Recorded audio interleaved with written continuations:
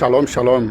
Segunda aliá de Parashat Shoftim começa de uma maneira muito interessante. Quando chegarem à terra, vocês vão pedir um rei. Vamos olhar aqui no Chumash. Kitavoi laaretz asher Adonai Elohecha noten lach virishta ve'ashav tabá, quando você se assentar na terra. Ve'amarta acima alai melech kechol hagoyim asher sevotai. Vai dizer, eu vou colocar sobre mim um rei como todas as nações ao meu redor. Ou seja, por influência. Segundo Urashi, isso levou algumas gerações, e foi o período inclusive que os filisteus colocaram um rei para si, que até então não tinham, e essa influência bateu forte no nosso povo.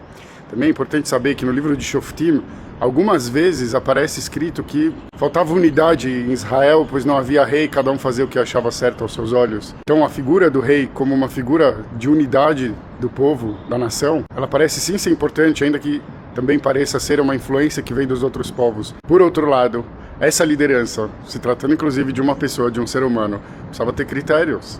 E a gente vai ver quantos critérios a Torá coloca. Primeiramente, Deus tem que escolher e tem que ser dos teus irmãos, tem que ser uma pessoa nata do povo. Não poderia ter muitos cavalos, não poderia trazer o povo de volta para o Egito, nem sob o pretexto de comprar mais cavalos. Não poderia ter muitas mulheres, não poderia ter dinheiro demais. Vejam só, tantas coisas que a gente imediatamente associaria a um rei ou a poder.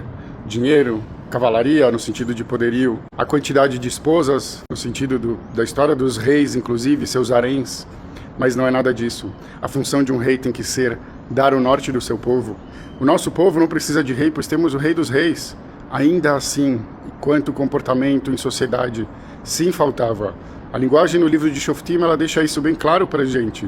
Faltava uma união maior, faltava uma unidade. Por outro lado, a forma como a Torá regulamenta esse mandamento do rei não deixa dúvidas de que, como ser humano, o desafio é muito grande, seja para uma pessoa comum, seja para o rei. E se o rei não tiver muito claro para si qual é a sua função no direcionamento do seu povo, ele fará uma má gestão. E a gente vê isso praticamente na maioria dos reis que passaram no nosso povo, para não dizer nem na história como um todo. Quantos reis se desviaram, quantos reis se corromperam, quantos reis foram mão forte com o seu povo, esquecendo que ele está lá também para servir o povo. E essa é a lição que fica para a gente hoje. A influência dos povos muitas vezes é importante. Nesse caso, a figura do rei era uma influência externa importante, mas só seguir essa influência, não ter o critério certo e o cuidado para que ele seja aplicado, pode ser ainda mais prejudicial. Shavuot Tov.